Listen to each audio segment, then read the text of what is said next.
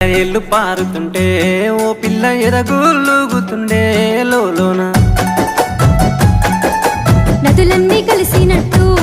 పిల్లగా నవ్వెంత బాగున్నది నీలోన